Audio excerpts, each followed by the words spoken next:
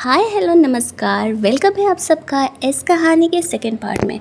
तो पार्ट 1 की एंडिंग कुछ यूँ हुई थी कि नेहान जैसे ही अपने घर पहुंचती है कि मस्त गर्मी में एसी वेसी चला के चिल करेगी, तभी वहाँ पर वो देखती है कि भाई साहब सड़ेले फूजी की मॉम और उसकी बहन उसी के आने का इंतज़ार कर रही है ताकि वो लोग कलेश कर सके। वो लोग यहाँ पर एक तो नियान के पैसे उड़ा रहे होते हैं, उसी के घर में रह रहे होते हैं, और यहाँ पर उल्टे नियान को ही फौजी की बहन से सॉरी बोलने के लिए बोलते हैं और वो मना कर देती है। साथ ही में कहती है कि कतई शर्म खोल के पी गए हो ना तुम लोग। तभी यहाँ पर फौजी आता है और बिल्कुल टिपिकल सासू मॉम की तरह उसकी मॉम जा कर के कहती है, बेटा देखो ना नियान मुझे बुली कर रही है। नियान को देख करके फौजी कहते तुम्हें शर्म नहीं आता क्या?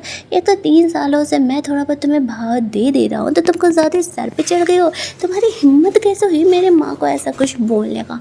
मैं जिंग से प्यार करता हूँ। नियान कहती है, ओह थैंक गॉड तुमने ये एक्सेप्ट कर लिया। मैं ना तुम दोनों की जोड़ी के लिए सच में प्रे करती हूँ। तुम दोनों एक दूसरे के साथ बहुत ज़्यादा ही सूट करते हैं। अब बस एक काम कर दो कि तुम लोग यहाँ से घर से फुट लो। तो वो लोग कहते हैं हम 3 साल से यहाँ रह रहे तो ये घर हमारा हुआ ना। नेहान हंसते हुए कहती है, इस घर पे एक एक पैसा मेरा लगा हुआ है, प्रॉपर्टी के पेपर पे मेरा नाम है। आने से पहले उसने पुलिस को कॉल कर दिया था। पुलिस जैसे ही यहाँ पर आती है ना तो फौजी की मॉम कंप्लेंट करती है, देखिए ना सर ये हमारे ही घर से हमें निकाल रही है। नियान यहाँ पर उस प्रॉपर्टी को ओरिजिनल पेपर पुलिस ऑफिसर को दिखाती है जिसपे कि नियान का नाम था। अब बाय रोल यहाँ पर नियान फौजी और उसके पूरे खानदान को उस घर से निकाल देती है। बेचारों को ऐसे बड़े से घर में रहने का आदत हो गया था और यहाँ पर उनके कहने पर नियान के घर से उन्हें निकलना पड़ता है। जिंग यहाँ पर भोला भाला कर रही थी, ओ प्लीज़ सिस्टर नियान तुम मेरी वजह से इन्हें घर से ना निकालो। अब हम दोनों एक दूसरे से सच्ची मोहब्बत करते, भले ही मैं बहुत मिडिल क्लास फैमिली से बिलोंग करती हूँ। तुम्हारे लिए तो घर बहुत छोटी चीज़ है ना, क्या तुम फौजी को वो घर नहीं दे सकती? तो नियान कहती है, ओ पुअर बेबी जिंग, ये इनोसेंट होने का ड्रामा ना अपने फौजी के लिए बचा करके रखना। और दूसरी बात, चाहे मैं जितने भी रिच हूँ इसमें मेरे मेहनत के पैसे लगे हुए हैं। मैं इस गधे फौजी को अपनी मेहनत क्यों देने वाली हूँ भला, जो एक बार ढंग से मुझसे बात तक नहीं कर सकता। अब तुम लोग सीधे से निकल गए हो या मैं फिर और पुलिस ऑफिसर्स को यहाँ पर फ़ोन करके बुलाऊँ? अब पुलिस के नाम पे वो लोगों का डर के फट के चार हो जाती है और चुपचाप घर से निकल लेती है। फिर नियान यहाँ पर पुलिस ऑफिसर्स को थैंक्स बोलती है उनका हेल्प करने के लिए। बाहर जाने के बाद वो लोग सोच रहे होते हैं कि घर से तो नियान ने निकाल दिया, बट अब हम क्या करेंगे? फौजी कहता है कुछ ही दिनों में मेरी कंपनी एक काफ़ी बड़ी डील करने वाली है, तो वो डील हो जाना तो फिर हम लोग नियान से अमीर हो जाएंगे और तब मैं इसे सबक सिखाऊंगा। इसकी हिम्मत कैसे हुई ऐसे रात में हमें घर से बाहर निकालने की।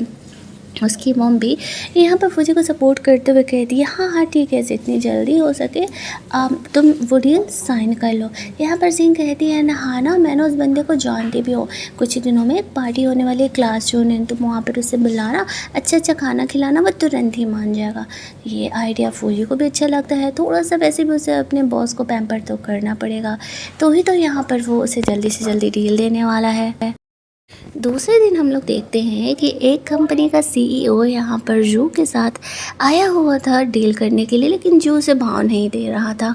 तो यहाँ पर वो एक अलग सा टाई रखा हुआ देखता है और वो समझ आता है कि ज़रूर ही जू को ये टाई किसी स्पेशल ने दिया है, तो वो इस टाई का काफ़ी बड़ाई करने लगता है। ये टाई काफ़ी अच्छा है, जू पर काफ़ी अच्छा लगेगा, जिसने भी ये गिफ्ट दिया है वो सच में काफ़ी ज़्यादा इम्पोर्टेंट इंसान होगा। जो उसकी बातें सुन के खुश हो जाता है और 5 मिनट उससे बात करने के लिए, उसका डील सुनने के लिए तैयार हो जाता है। उसका सेक्रेटरी तो सब चीज़ देख के हंसी रहा था। इधर नियान जू को मैसेज करके अपने साथ लंच करने के लिए बुलाती है। पिछली बार वो उसके साथ लंच नहीं कर पाई थी ना, तो वैसे मैसेज करते हुए भी थोड़ा बिजी है, आने में समय लगेगा।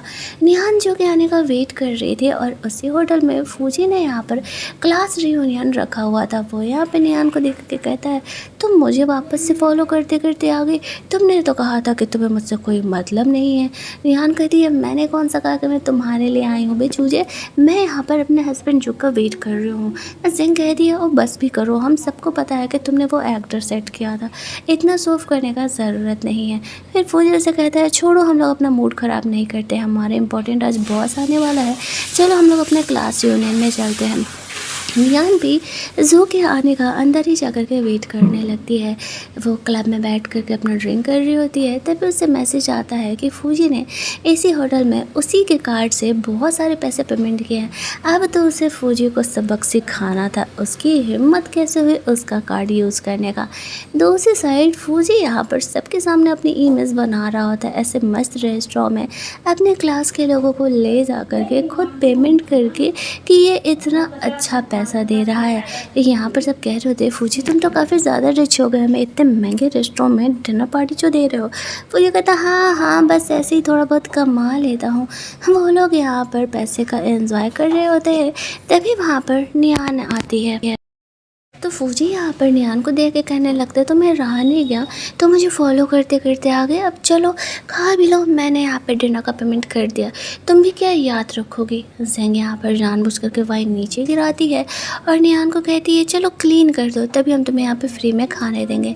नियान हंसते हुए एक वाइन उठाती है और कहती है ओह तो ये इतना महंगा वाला वाइन है। वो ये देखते हैं उस वाइन के बोतल को नीचे गिरा देती है। यहाँ पर फूजी ये देखते हैं गुस्सा करने लगता है और कहता है कि तुम इस तरीके से मेरे पैसे कैसे बर्बाद कर रहे हो, चलो मैं तुम्हें माफ़ कर दूँगा अगर तुम मुझे कोई और बड़े होटल में पार्टी दे दे। तो नियान कहती है हाँ ठीक है, लेकिन पहले यहाँ का तो पेमेंट कर दो, थोड़ा सा भी तुम्हें शर्म नहीं है, अपनी एक्स गर्लफ्रेंड का कार्ड लेकर के आए हो तुम पेमेंट करने के लिए, यहाँ पर सबके सामने इमेज बनाने के लिए। तुम्हारे पास पैसे नहीं थे तो अपने औकात के हिसाब से होटल में लेकर के जा देना। अब जब यहाँ पर सबको पता चलता है कि फूजी ने यहाँ पर नियान का क्रेडिट कार्ड यूज़ किया पेमेंट करने के लिए, तो सब आपस में गॉसिप करने लगते हैं कि कितना घटिया इंसान है, अपनी एक्स गर्लफ्रेंड का कार्ड यूज़ कर रहा है और इमेज बना रहा है। लेकिन जिनकी बात मानने के लिए तैयार नहीं थी कि फूजी ने नियान के कार्ड से पेमेंट किया है। तो नियान यहाँ पर होटल के वेटर को बुलाती है जो कि पेमेंट लेता है और वो कहती है कि ऐसा है ना कि मैंने अपना कार्ड कैंसिल करा दिया है, तो जो पहले का पेमेंट था वो वैलिड नहीं है, तो अभी जितना पेमेंट हुआ है वो फूजी से तुम लोग वसूल लेना। फूजी अपना कार्ड देता है तो उसमें इनफ पैसे ही नहीं थे, कहाँ से वो पैसा दे पाता है इतने बड़े होटल का एक रात के डिनर का। नियान हंसने लगती है और कहती है तुम्हें क्या लगा था मैं सच में अब भी तुम्हें पसंद करती हूँ, जो मैं अपने मेहनत के कमाए हुए पैसे तुम्हें ऐसे उड़ाने के लिए देने वाली हूँ, ये तो होने नहीं वाला ना। अब फूजी का यहाँ पर मुँह बन जाता है, लेकिन तभी वहाँ पर वो बंदा आता है जिसके साथ कि फूजी आज कंपनी का डील करने वाला था। उसे देखते ही नियान पहचान जाती है कि ये तो वही बंदा है जिसको भी उसी ने इंसिस्ट किया था फूजी के साथ डील साइन करने के लिए, और वो उससे अभी मिलेगी, उसे ध्यान नहीं था इस बात का। वो बंदा काफ़ी ठरकी था, ये बंदा उस कंपनी का मेन मैनेजर था जिससे कि भी थोड़ी देर पहले जू बात कर रहा होता है। अब यहाँ पर वो बंदा खुद को काफ़ी रिच शो ऑफ कर रहा होता है और यहाँ पर वो नियान को देख करके उसमें इंटरेस्टेड हो जाता है। तो फूजी उसे बताता है कि ये लड़की ना मेरे पीछे 3 सालों से पड़ी हुई थी, पर डोंट वरी मैंने उसे भाव नहीं दिया, तो तुम चाहो तो इसे रख सकते हो, मुझे कोई प्रॉब्लम नहीं है। वो यहाँ पे नियान को बताता है कि इस बंदे के साथ मेरी 80 मिलियन की डील साइन होने वाली है। नियान कहती है बस इतने में खुश हो रहे हो, क्या होगा तुम्हारा। वो काफ़ी एटीट्यूड में बात कर रही होती है, तो वो बदमाश आदमी और ज़्यादा ही नियान में इंटरेस्टेड होने लगता है। वो उसे कहता है कि ऐसा है ना कि मैं बहुत ही ज़्यादा रिच हूँ और अगर तुम मेरी गर्लफ्रेंड बन जाओगी या फिर मेरी सीक्रेट लवर बन जाओगी तो मैं तुम्हें अच्छे खासे पैसे देने वाला हूँ। नियान कहती है तुम्हें पता भी नहीं है कि मेरा हस्बैंड कौन है, और जब तुम्हें पता चलेगा ना तो घुटने के बल होकर के तुम मुझसे माफ़ी मांगने वाले हो। और रही बात पैसे की, तो जितना का तुम डील कह रहे हो ना उतने तुम्हें महीने में उड़ा देती हूँ, तो मुझसे पैसे की कंपैरिजन तो तुम मत ही करो। वो जब इतना अकड़ करके बोल रही थी तो फौजी यहाँ पर सोच रहा होता है कि नियान फेंक रही है, ऐसा थोड़ी हो सकता है। और वो बंदा काफ़ी बेशर्मों की तरह नियान के पीछे पड़ गया था। नियान उसे बिल्कुल भी भाव नहीं दे रही होती है। दूसरी साइड उस बंदे के साथ डील साइन वाइन करने के लिए वहाँ पर जो उस बंदे को लेकर के निकल रहा होता है, तभी उसे नियान का मैसेज आता है कि वो इस होटल में है, क्या वो उससे मिलने के लिए आएगा। जो कहता है कि हाँ हाँ वो ज़रूर आ रहा है मिलने के लिए भाई, उसकी गर्लफ्रेंड ने बुलाया है तो वो आएगा क्यों नहीं। वो जल्दी जल्दी ही होटल के लिए निकलने लगता है, तभी रास्ते में उसे पता चलता है कि उस होटल में कुछ लोग यहाँ पर नियान को परेशान कर रहे हैं, तो वो और फास्ट उस प्लेस के लिए निकल जाता है। दूसरी साइड हम लोग देखते हैं कि होटल में अब तक नियान उस बदमाश बिजनेसमैन के साथ डील कर रही होती है और वो उसके सामने इस तरीके से उसका ऑफ़र किया हुआ वाइन गिरा देती है। वो लोग यहाँ पर निहान को कहने लगते हैं ये तो कुछ ज़्यादा हिम्मत का काम किया है, पहली बार किसी ने उसके सामने ऐसा किया है। अब वो यहाँ पर निहान को कहता है मैं तुम्हें एक लास्ट मौका देता हूँ, शांति से मेरे साथ चलो, नहीं तो फिर तुम्हारे लिए ठीक नहीं होगा। तभी वहाँ पर हम लोग देखते हैं कि जू निहान को बचाने के लिए आ जाता है और इस कहानी का सेकेंड एपिसोड हमारा यहीं पर ख़त्म होता है। अगर इस कहानी में यहाँ तक आए हो तो पर्पल हार्ट कमेंट ज़रूर करना। जिसका भी सबसे फर्स्ट कमेंट होगा मैं उसका नाम अगले वाले वीडियो के पार्ट में लेने वाली हूँ।